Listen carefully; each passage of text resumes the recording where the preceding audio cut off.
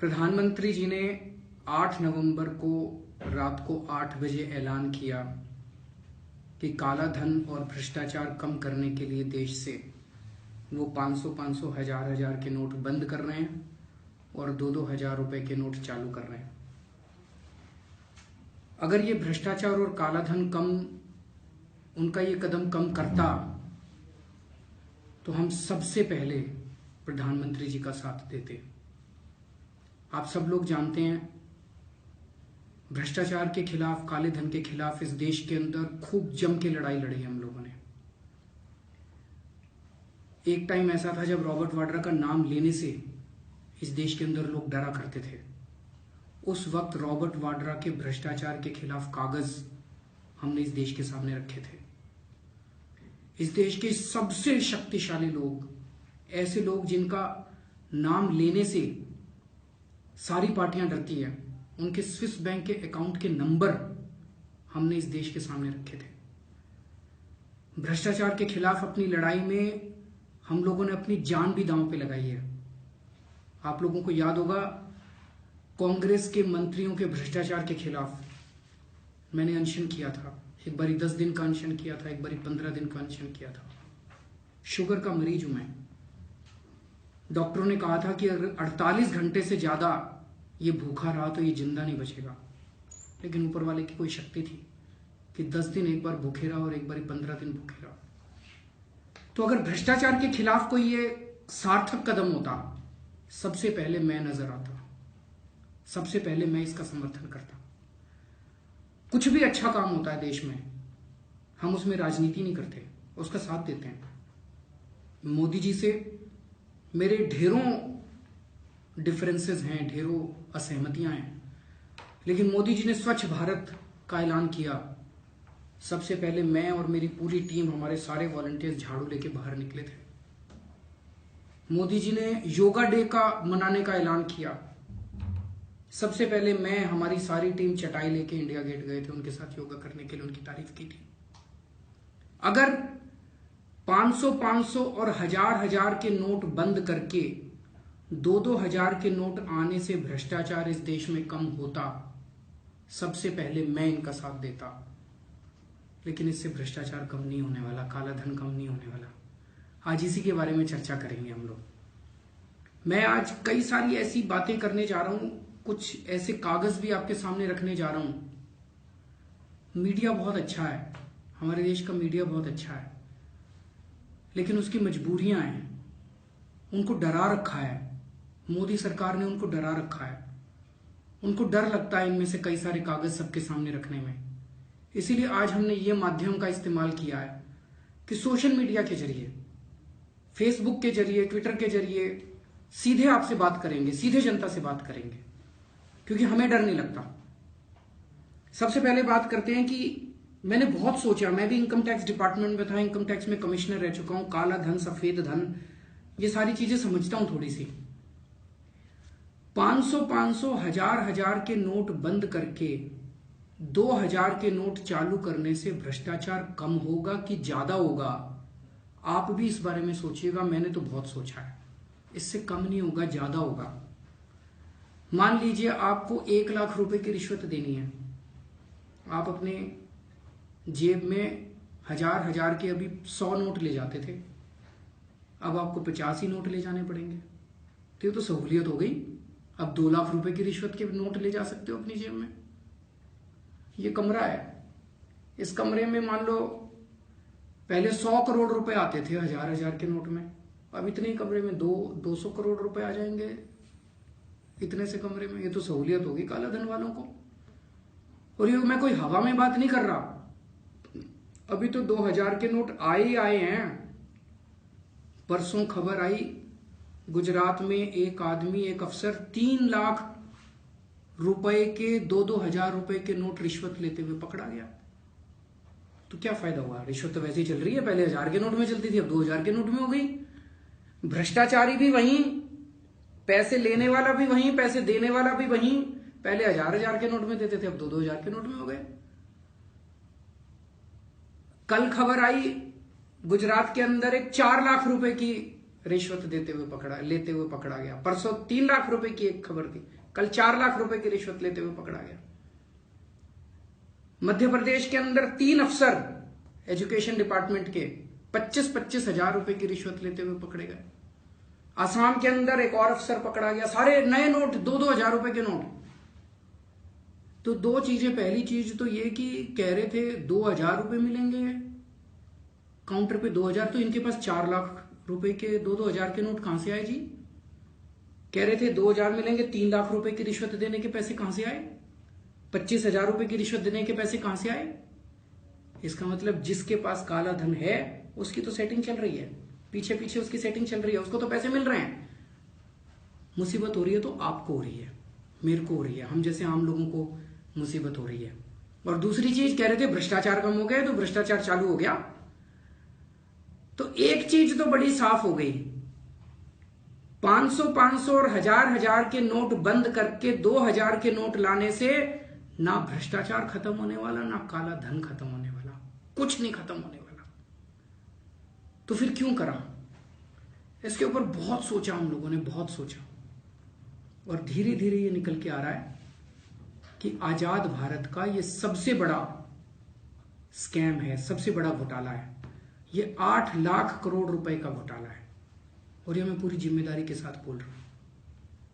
कैसे है इसको समझें और अपने सारे दोस्तों को भी बताना, सबको बताना, इसके बारे में प्रचार करना, क्योंकि मीडिया वाले दिखा नहीं पा रहे इसको, उनकी मजबूरी है, तो सारे इसको प्रचार करना। अपने बैंक हैं, सरकारी बैंक, वो लोन देते हैं, बड़ी बड़ी कंपनियों को भी लोन देते हैं, आपको भी लोन देते हैं, घर बनाने के लोन देते हैं, गाड़ी खरीदने के लोन देते हैं, सबको लोन देते हैं। बड़ी बड़ी कंपनियों को भी, अरबपतियों को भी लोन देते हैं। 8-8.5 लाख करोड़ रुपए का लोन खराब हो चुका है। ये आरबीआई के एक डिप्टी गवर्नर बोल रहे थे, उनकी रिपोर्टों के अंदर है। 8-8.5 लाख करोड़ रुपए का लोन ये अरबपति डकार गए, खा गए। अभी कुछ महीने पहले सीएजी ने अपने एक भाषण में बोला है कि इसमें से कुछ पैसा तो इन्होंने बाहर भेज दिया और कुछ पैसा इन्होंने फ्रॉड कर दिया, ये पैसा वापस आने वाला नहीं है। अब ये पैसा लोन माफ करना पड़ेगा सरकार को। तो मोदी सरकार ने इसमें से 1,14,000 करोड़ रुपए का लोन तो माफ कर दिया, 1,14,000 करोड़ रुपए का अरबपतियों का लोन, ये उन्होंने सुप्रीम कोर्ट में लिख के दिया है। बाकी बचा 7 लाख करोड़, अब वो भी माफ करना है। बैंकों की बुरी हालत हो गई, पैसा कहां से आएगा? तो एक षड्यंत्र रचा गया कि 500-500, 1,000-1,000 के नोट बंद कर दो। 500-500 के, 1,000-1,000 के नोट बंद करके सारे लोगों को कहो भाई अपने पुराने नोट जमा कराओ। सारे लोग पुराने नोट जमा कराने के लिए लाइनों में लग गए। इनका यह मानना है कि जो पैसे जनता जमा करा रही है उससे 10-11 लाख करोड़ रुपए का पैसा आ जाएगा। 10-11 लाख करोड़ रुपए इनके लोग जमा करा देंगे, उसमें से ये बचा हुआ 7 लाख करोड़ रुपया इन अरबपतियों का माफ कर देंगे। तो आप तो लाइनों में लग लग के अपनी खून पसीने की कमाई जमा कराओगे और ये पैसा सीधे अरबपतियों की जेब में जाएगा। आप कहोगे केजरीवाल झूठ बोल रहा है, क्या सबूत है इस बात का? सबसे बड़ा सबूत है हाथ कंगन को आर से के अभी 3 दिन पहले जो हुआ। अभी तो शुरू ही हुआ है, 5 दिन 6 दिन भी नहीं हुए थे लोगों को पैसे जमा कराते कराते। अभी 3 दिन पहले स्टेट बैंक ऑफ इंडिया ने 63 अरबपतियों के 6,000 करोड़ रुपए माफ कर दिए 3 दिन पहले। अरे बेशर्मो, थोड़ी इंतजार तो कर लेते, महीना 2 महीना बीत जाने देते, थोड़ी ठंडक आ जाती। अभी तो लोग, आप लाइनों में लगे हुए हो, लाइनों में लग के पैसा जमा करा रहे हो, जितना पैसा आया उन्होंने उठा के अरबपतियों को दे दिया। 6,000 करोड़ रुपए अभी 3 दिन पहले स्टेट बैंक ऑफ इंडिया ने 63 अरबपतियों के माफ करे हैं। क्यों करे हैं? हम पागल हैं जो लाइनों में लगे हुए हैं? आपको ये जान के आश्चर्य होगा, विजय माल्या का नाम सुना आप लोगों ने? बहुत अरबपति आदमी है, शराब बनाता है, हवाई जहाज चलाता है। विजय माल्या के ऊपर 8,000 करोड़ रुपए का कर्जा है। उससे 8,000 करोड़ रुपए लेने की बजाय, विजय माल्या कौन है? विजय माल्या राज्यसभा का सांसद है और भारतीय जनता पार्टी की समर्थन से सांसद बना था। एक दिन रात को विजय माल्या को मोदी सरकार ने हवाई जहाज में बिठा के देश से भगा दिया। पैसे नहीं लिए उससे, 8,000 करोड़ रुपए नहीं लिए, उसको एक दिन रात को हवाई जहाज में बिठा के भगा दिया। कहते पता नहीं चला। अरे किसको बेवकूफ बना रहे हो? एक ग्रीन पीस एनजीओ है, उसके पीछे पड़ी थी मोदी सरकार। उसकी बेचारी कोई हेड है, वो एक दिन हवाई जहाज से कहीं जा रही थी, उसको सारी पुलिस हवाई जहाज में चली गई, हवाई जहाज से उतार के खींच के ले आई उसको। ग्रीन पीस की हेड को तो तुमने हवाई जहाज से उतार लिया, और विजय माल्या इतना बड़ा आदमी अपना हवाई जहाज भगा के ले गया, आपको पता नहीं चला। और मजे की बात यह है, जिस दिन वो हवाई जहाज से भागा उसके एक दिन पहले राज्यसभा में आया हुआ था, राज्यसभा के कॉरिडोर में घूम रहा था, पकड़ नहीं सकते थे उसको, तो उसको भगा दिया। अब कह रहे हैं हम उसको वापस लाने की कोशिश कर रहे हैं, इंग्लैंड से लंदन में है वो, इंग्लैंड से बात कर रहे हैं, वापस लाने की कोशिश कर रहे हैं। और अभी जो स्टेट बैंक ने 4 दिन पहले लोन माफ करे हैं, उसमें विजय माल्या के 1200 करोड़ रुपए माफ कर दिए। किसको बेवकूफ बना रहे हो? पहले भगा दिया, देश को बेवकूफ बना रहे हैं कि हम कोशिश कर रहे हैं, एक्स्ट्राडिशन की कोशिश कर रहे हैं, लंदन की सरकार से बात कर रहे हैं कि वो वापस आ जाए। अरे कुछ नहीं बात कर रहे, झूठ बोल रहे हो। 1200 करोड़ रुपए, उसके ऊपर सजा करनी चाहिए थी, पेनल्टी लगानी चाहिए थी, उसको पकड़ के कॉलर से देश में लाना चाहिए था कि उसके 1200 करोड़ रुपए माफ करने चाहिए थे। 1200 करोड़ रुपए 3 दिन पहले उसके माफ कर दिए। तो हम बेवकूफ हैं, इस देश की जनता बेवकूफ है जो लाइनों के अंदर लगी हुई है। तो धोखा हो रहा है हम लोगों के साथ, बहुत बड़ा धोखा हो रहा है। क्यों माफ कर रहे हैं? क्या नियत है? आज इतना स्वार्थी है इंसान, एक भाई अपने भाई की मदद नहीं करता। एक भाई अगर अपने भाई को कुछ दे तो पैसे मांगता है बदले में। मोदी जी का विजय माल्या से क्या संबंध है जी? ये जितने बड़े बड़े अरबपति 8,14,000 करोड़ रुपए माफ करे, सुप्रीम कोर्ट बार बार पूछ रहा है मोदी सरकार से, भाई बताओ किस किस के माफ करे। बता, सुप्रीम कोर्ट को नहीं बता रहे, लिस्टें नहीं दे रहे सुप्रीम कोर्ट को कि किस किस के माफ करे। कह रहे नहीं, लिस्ट नहीं बताएंगे। क्यों नहीं बताएंगे? तो जिन जिन लोगों के लोन माफ कर रहे हैं ये लोग, तो फ्री में तो कर नहीं रहे। क्या रिश्ता है इन लोगों के साथ? कोई किसी का चाचा था तो लगता नहीं। क्या रिश्ता है मोदी सरकार का इन लोगों के साथ? इसके कागज आज मैं लेके आया हूं। हम लोग सोचते थे मोदी जी बहुत ईमानदार हैं, मेरे मोदी जी से 100 मतभेद हैं, लेकिन मैं भी ये मानता था कि मोदी जी ईमानदार हैं। लेकिन अभी कुछ दिन पहले इनकम टैक्स डिपार्टमेंट के कुछ कागज आए हैं। उन कागजों के अंदर जो लिखा है, कुछ कंपनियों के 2 नंबर के अकाउंट में यह लिखा हुआ है कि उन्होंने मोदी जी को पैसे दिए।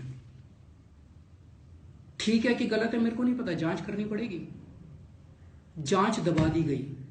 वो कागज आज मैं आपके सामने लाया हूं, जिसको कई टीवी चैनल वाले बेचारे डर रहे हैं दिखाने से। ये कागज हैं।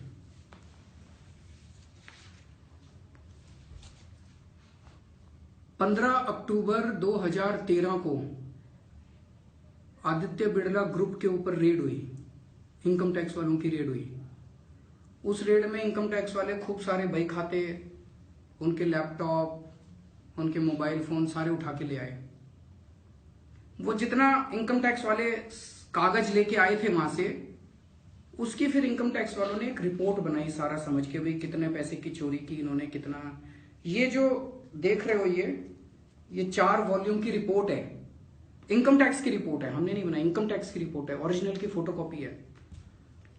इस रिपोर्ट को अप्रेजल रिपोर्ट,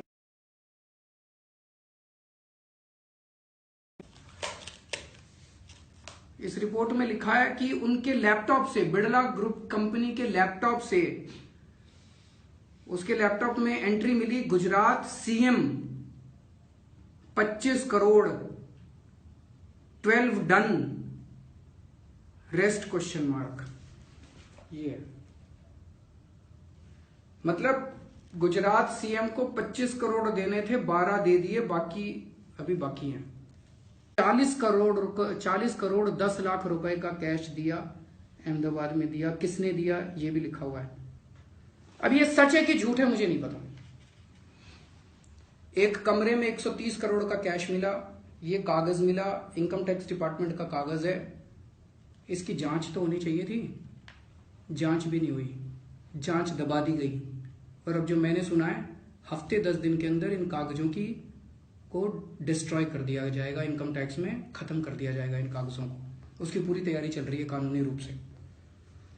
तो एक मन में शक होता है। सहारा के अंदर नाम आया कि मोदी जी को 2 नंबर का पैसा दिया। बिड़ला के अंदर नाम आया कि दिया कि नहीं दिया पता नहीं। तो एक मन में शक होता है, ये विजय माल्या से भी कहीं कोई पैसे का लेन देन तो नहीं हुआ था। ये इतने बड़े बड़े अरबपतियों के नाम जो आ रहे हैं, जिनका 8.5 लाख करोड़ का माफ करना है, 1,14,000 करोड़ का माफ कर दिया, इनसे भी कहीं पैसे का लेन देन का मामला तो नहीं था। भारत के इतिहास में पहली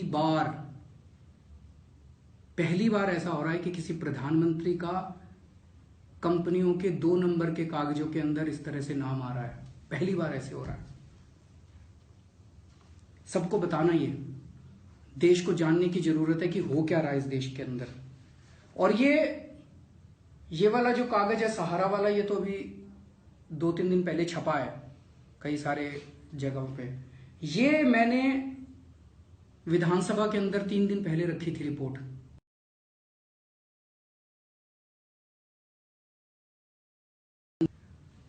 प्रधानमंत्री जी ने कहा 50 दिन दे दो मेरे को, 50 दिन में मैं काला धन निकाल दूंगा। मेरा कहना है जी 10 दिन तो हो गए, इन 10 दिन में कुछ तो आ जाता काला धन। 1,000 रुपए आ जाता, 2,000 रुपए आ जाता, 4,000 रुपए आ जाता, 2 लाख रुपए आ जाता, कुछ तो आता काला धन 10 दिन में। एक नया पैसे का काला धन 10 दिन में आया हो तो बता दो। नहीं आया ना, तो 50 दिन में कैसे आ जाएगा? एक नया पैसा काला धन इस पूरी स्कीम में बाहर नहीं आने वाला। क्यों नहीं आने वाला? ये कह रहे, मान लो किसी के पास 100 करोड़ रुपए का काला धन है, तो सरकार कह रही है 30% उस पर टैक्स लगेगा, 200% पेनल्टी लगेगी। तो मतलब 60% पेनल्टी, 30% टैक्स, 90% आपको सरकार को देना पड़ेगा। तो मान लो आपके पास 100 करोड़ रुपए का काला धन है, तो 90 करोड़ रुपए तो सरकार रखेगी और 10 करोड़ रुपए आपको देगी। आप मेरे से एफिडेविट पे लिखवा लो, एक आदमी जिसके पास काला धन है एक नया पैसा आपको नहीं देने वाला, सरकार को नहीं देने वाला। ये काला धन वाले ज्यादा शातिर होते हैं, ज्यादा चालाक होते हैं, ज्यादा लालची होते हैं, जिसके पास काला धन है। आपको लगता है कोई बेवकूफ है जो 100 करोड़ रुपए देगा, उसमें से 90 करोड़ रुपए सरकार रख लेगी और 10 करोड़ रुपए वो लेके घर जाएगा? कोई नहीं करने वाला। तो क्या चल रहा है? सबने सेटिंग कर ली। किसी के पास 100 करोड़ रुपए है, वो डॉलर खरीद रहा है। 1 नंबर में डॉलर 68 रुपए में बिक रहा है, 2 नंबर में डॉलर 116 रुपए में बिक रहा है। किसी के पास काला धन है 100 करोड़, वो सोना खरीद रहा है।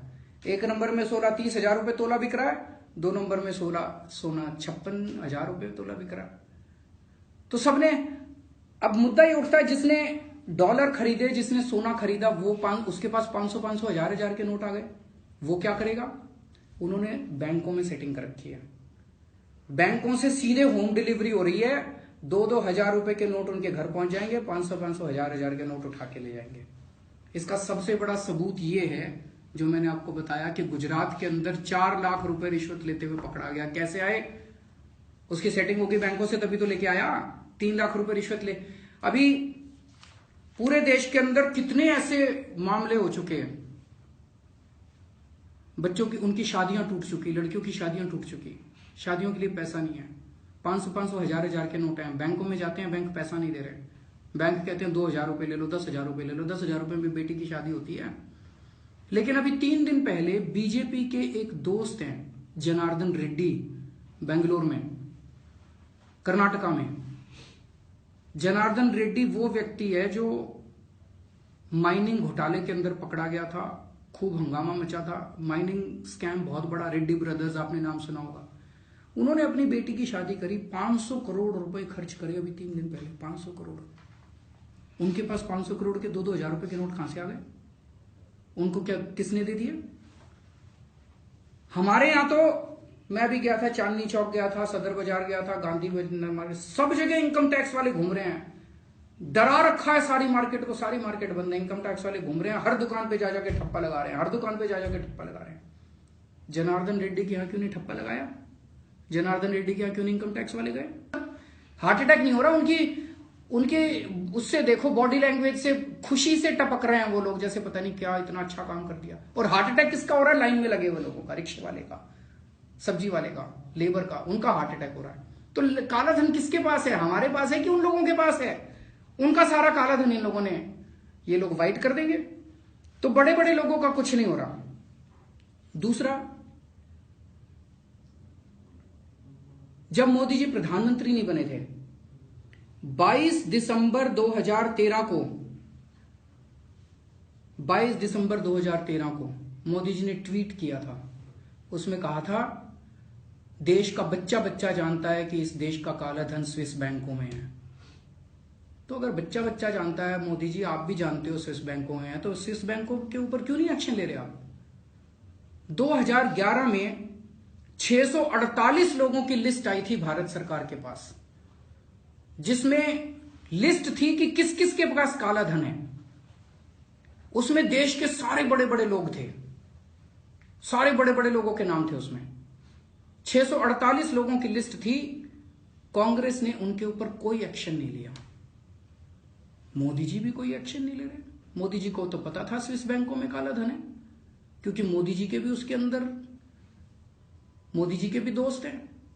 चलो आज मैं आपको 2 लोगों के स्विस बैंक के अकाउंट नंबर बताता हूं। मुकेश अंबानी और अनिल अंबानी, दोनों भाई हैं, आपने सुना होगा। इनके स्विस बैंक के अकाउंट नंबर कौन सा किसका है, ये थोड़ा मिक्सअप हो गया। इसमें से एक भाई का स्विस बैंक का अकाउंट नंबर है 5090160983। दोबारा नोट कर लो आप, 5090160983। दूसरे भाई का नंबर है 5090160984। ये इन दोनों भाइयों के अकाउंट नंबर हैं। हो सकता है बंद करा दियो, 2011 में थे उस लिस्ट में, है इनका नाम। मैं मोदी जी को चैलेंज कर रहा हूं, इनके अकाउंट ही निकलवा लो। कब खुला था ये अकाउंट, किस किस से ट्रांजैक्शन हुई, किस किस को पैसे दिए, कहां कहां से पैसे आए, इसके अकाउंट की डिटेल आ गई तो इसमें बहुत सारे लोग मरेंगे, पर करेंगे नहीं, वो सताएंगे आपको ही, छोटे छोटे लोगों के। तो एक मन में प्रश्न उठता है कि इन लोगों से रिश्ता क्या है प्रधानमंत्री जी का, इनके ऊपर क्यों नहीं एक्शन लेते? कहीं पैसे का लेन देन तो नहीं हो रहा? दुनिया के इतिहास में सबसे ज्यादा चुनाव में पैसा खर्च किया था ओबामा ने। बताते हैं जितना पैसा ओबामा ने चुनाव में खर्च किया था पूरी दुनिया के इतिहास में सबसे ज्यादा था। और उसके बाद सेकंड नंबर पे बताते हैं मोदी जी का नाम आता है। कितना पैसा खर्च किया था, अलग अलग अखबारों में अलग, कोई कहता है 10,000 करोड़ रुपए मोदी जी ने खर्च किया था, कोई कहता है 20,000 करोड़ खर्च किया था, कोई कहता है 24,000 करोड़ खर्च किया था। ये एक नंबर का पैसा तो नहीं था, ये तो सारा काला धन था।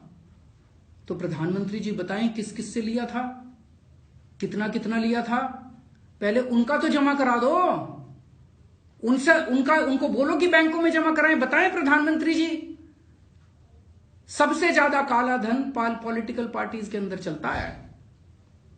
हमारी पार्टी एक एक पैसे का हिसाब देती है, 5-5 रुपए का हिसाब देती है। और आज मैं अपील करना चाहता हूं भारत सरकार से, सबसे पहले सारी पॉलिटिकल पार्टियों का काला धन बाहर निकलवाओ। इन छोटे छोटे बेचारे लोगों को लाइन में लगाना बंद करो। सबसे पहले भारतीय जनता पार्टी बताए उसके पास कितना काला धन है, उसने लोकसभा चुनाव में कितना काला धन लिया था, कितना खर्चा किया था, किस किस से लिया था, कितना कितना लिया था। कांग्रेस वाले बताएं कितना काला धन है, समाजवादी पार्टी वाले बताएं कितना काला धन है, बहुजन समाजवादी पार्टी वाले बताएं कितना काला धन है। हम अपना सारा हिसाब दे रहे हैं। हमारे ऊपर तो इन्होंने चला रखा है। आजकल अमित शाह कह रहा था 2-3 दिन पहले, बोला केजरीवाल भ्रष्टाचारियों के साथ खड़ा हो गया, केजरीवाल हमारी स्कीम का विरोध कर रहा है।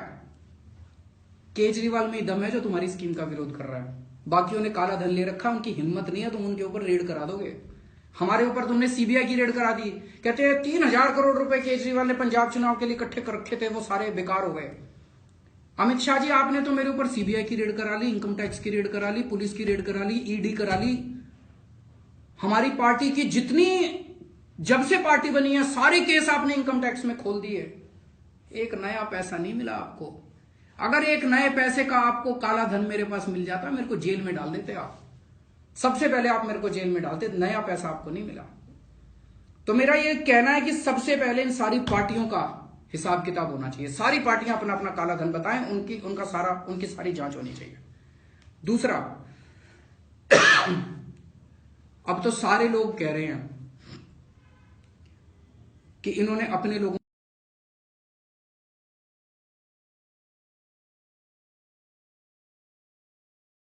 चांदनी चौक के व्यापारियों के ऊपर, ट्रांसपोर्टरों के ऊपर, सदर बाजार के व्यापारियों, उनमें इनकम टैक्स वाले रोज घूम रहे हैं, उनकी इनकम टैक्स की रेड हो रही है। जिन्होंने 2,500 करोड़ 2.5 लाख करोड़ का घोटाला कर लिया, उनको नहीं कर रहे। हमको धमकी दे रहे हो 2.5 लाख रुपए से ज्यादा जमा करा दिए तो छोड़ूंगा नहीं मैं। 2.5 लाख रुपए से ज्यादा तो सारा, आपकी नजर में इस देश के सारे लोग तो चोर हैं और सारे अडानी अंबानी और ये सारे ईमानदार हैं। एक झटके के अंदर आपने इस देश के आम आदमी को बेईमान कर दिया और इस देश के अमीरों को ईमानदार बना दिया। अब तो लोग कह रहे हैं जी ये अमीरों के प्रधानमंत्री हैं। हमारे प्रधानमंत्री थोड़ी हैं। हमने वोट दिया था, बहुत बड़ी गलती हो गई। ये भाजपा के कई लोग आके टीवी चैनलों में बोलते हैं, थोड़ी सी इनकन्वीनियंस है देशभक्ति के लिए, लाइन में थोड़ा 3 घंटे लग जाओ देशभक्ति के लिए। कितनी 70 से ज्यादा मौत हो चुकी है, 60 से ज्यादा मौत हो चुकी है लोगों की। जिंदगी का आपके लिए कोई वक्त नहीं है। आप कहते हो थोड़ी सी इनकन्वीनियंस है। आज मैं लिस्ट देख रहा था जो जो लोगों की मौत हुई है।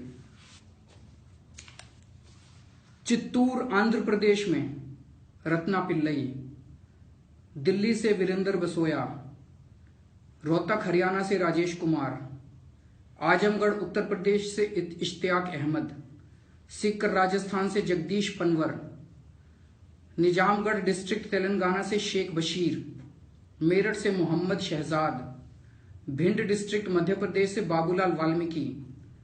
ये पूरी लिस्ट है जी, जिन जिन लोगों की लाइन में खड़े होने से, नोटबंदी से, हार्ट अटैक होने से, आत्महत्या करने से, बेटी की शादी नहीं हुई उस वजह से इन लोगों की मौत हुई है। इनकी जिंदगी की कोई वक़्त नहीं है। आप मजाक उड़ाते हो इनका। ये 2G और कोयला घोटाले वाले थे। आप ये कहते हो कि थोड़ी सी इनकन्वीनियंस, कोई बात नहीं, ये थोड़ी सी इनकन्वीनियंस है। मेरा कहना है कि अगर वाकई आपको नोटबंदी करनी थी, आप इस तरह से नहीं कर सकते थे कि 10-10 हजार रुपए का नोट निकाल देते। 1-2 साल के अंदर जितना काला धन था, काला धन वाले अपने अपने नोट 10,000 में बदल लेते। 1 साल बाद, 2 साल बाद आप 10,000 रुपए का नोट बंद कर देते। आम आदमी तो नहीं मरता। 500-500, 1,000-1,000 नोट के नोट वाले तो नहीं मरते। करने को तो बहुत कुछ किया जा सकता था, लेकिन आपने करा नहीं। इस वजह से शक पैदा होता है, क्योंकि अगर आप 10-10 हजार के नोट निकाल के बंद कर देते तो लोग बैंकों में पैसा नहीं जमा कराते अपना। इस वजह से शक पैदा होता है कि ये सारी की सारी कवायद ये है कि लोग अपना अपना पैसा बैंकों में जमा कराएं और आप अरबपतियों को उठा के उनका पैसा दे दो। 8 लाख करोड़ रुपए का घोटाला है ये, 8 लाख करोड़ रुपए का। एक ये कह रहे हैं नकली नोट बंद हो जाएंगे। कैसे बंद हो जाएंगे जी, जरा समझाओ। मुझे तो लगता है ये नकली नोट को असली बनाने का एक पूरा ढकोसला चला रखा है। जितने आज 500-500, 1,000-1,000 के नोट नकली हैं, आज आप बैंक में जा रहे हो, बैंक वालों के पास टाइम ही नहीं है चेक करने का। इतनी लंबी लंबी लाइनें लगी हुई है। नकली, असली, फसली सब नोट, 500-500, 1,000-1,000 का नोट दो, 2-2 हजार रुपए के नोट दे रहे हैं। तो ये तो सारा नकली नोट असली बनाने का धंधा हो गया। और आप कह रहे हो नकली नोट बंद हो जाएंगे। अभी तो 4 दिन नहीं हुए, 2,000 के नकली नोट मार्केट में आ गए। आरबीआई वालों के पास मशीनों की कमी होगी। जो नकली नोट बनाने वाले हैं ना, उनको अप्रूवल वगैरह नहीं चाहिए। उनको तो अपनी वो मशीन में क्या वो बदलनी पड़ती है, वो बदलने की जरूरत है। 24 घंटे में उनके तो नकली नोट तैयार हो गए। तो नकली नोट भी बंद नहीं हुए, भ्रष्टाचार भी बंद नहीं हुआ, काला पैसा भी बंद नहीं हुआ। इसका बहुत सोचा है मैंने इस बारे में। कल मैं 2 दिन पहले मैं और ममता बनर्जी जी हम लोग रिजर्व बैंक गए थे।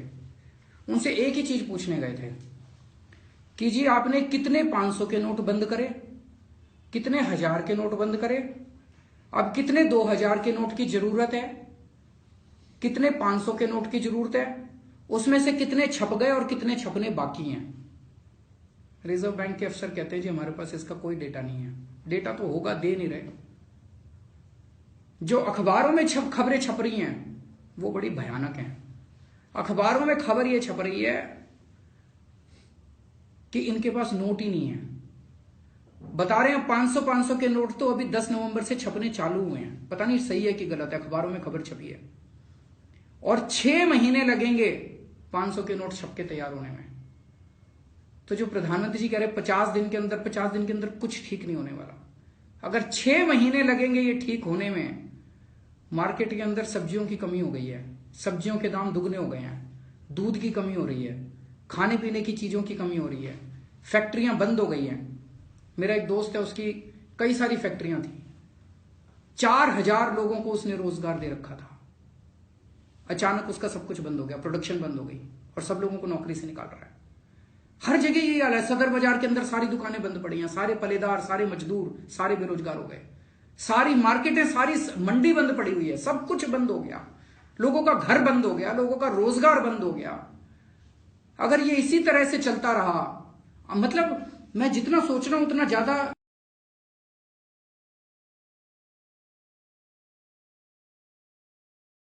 था।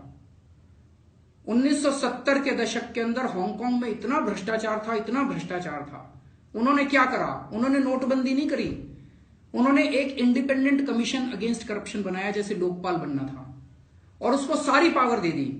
उसने एक बारी में इतने अफसरों को गिरफ्तार और नेताओं को गिरफ्तार करके जेल भेजा, जिसके ऊपर भ्रष्टाचार होता उसको पकड़ के जेल में डाल देते। मैसेज चला गया ऊपर से नीचे तक कि अब भ्रष्टाचार बर्दाश्त नहीं किया जाएगा। ऐसे भ्रष्टाचार कम होता है। आज हांगकांग दुनिया के सबसे ईमानदार देशों में गिना जाता है।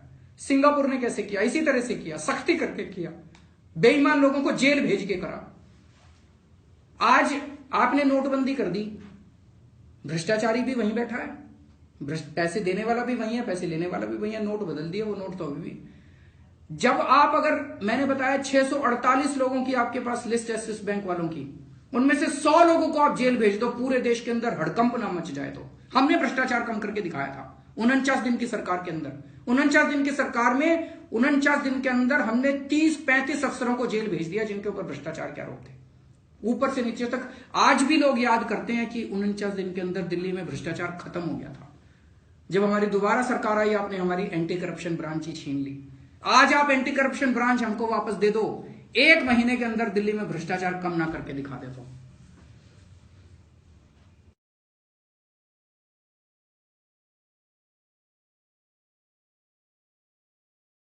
हो जाओ और इनका जवाब देना चालू करो।